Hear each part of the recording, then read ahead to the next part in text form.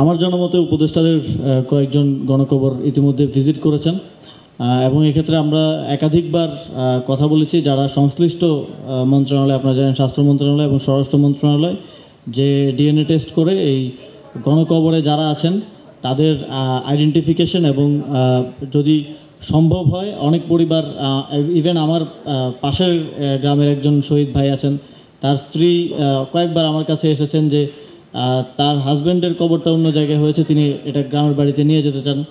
তো এটা আইডেন্টিফাই করে সেটা যদি কেউ নিয়ে যেতে চায়, তার বাড়ির পাশে বাড়ির পাশে কবর দিতে চান পুনরায়, সেটা করার জন্য আমি আবারও সংশ্লিষ্ট যারা আছেন তাদের সাথে কথা বলবো।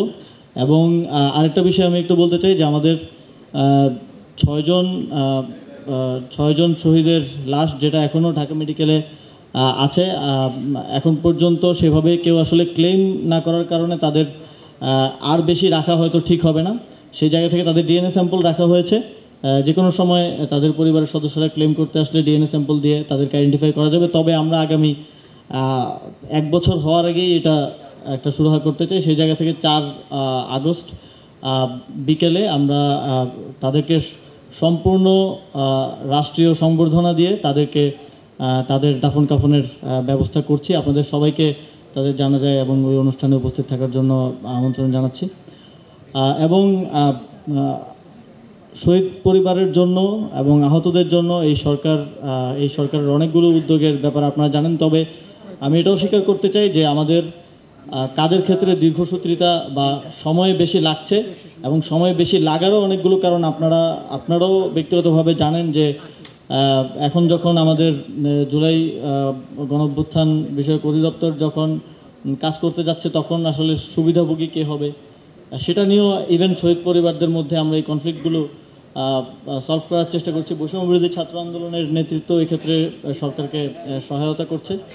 এবং এর বাইরেও আপনারা আমাদের আরও কিছু উদ্যোগ আছে, তবে এই উদ্যোগগুলোর বিষয়ে বলার সময় আসলে নিজের কাছেও বিব্রত লাগে। কারণ একটা মানুষকে আমরা অর্থ দিয়ে কিংবা অন্যান্য সুযোগ সুবিধা, ফ্ল্যাট দিয়ে একটা মানুষের জীবনকে কোনোভাবে জাস্টিফাই বা তুলনা করা যায় না।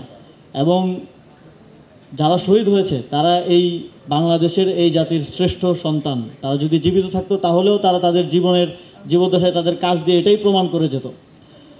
এই শ্রেষ্ঠ সন্তানদেরকে আসলে কোনো কিছু দিয়েই তুলনা করা যায় না। তাদেরকে আমাদের পক্ষ থেকে সারা জীবন তাদের প্রতি সম্মান প্রদর্শন, এবং তারা তাদের যে আকাঙ্ক্ষার বাংলাদেশ গড়ার জন্য তারা জীবন দিয়েছেন, সেই বাংলাদেশ গড়ার এবং সেটার কন্টিনিউইটি ধরে রাখার জন্য আজন্ম লড়াই করার প্রতিজ্ঞা এতটুকুই আমরা দিতে পারি। আপনাদেরকে আবারও ধন্যবাদ।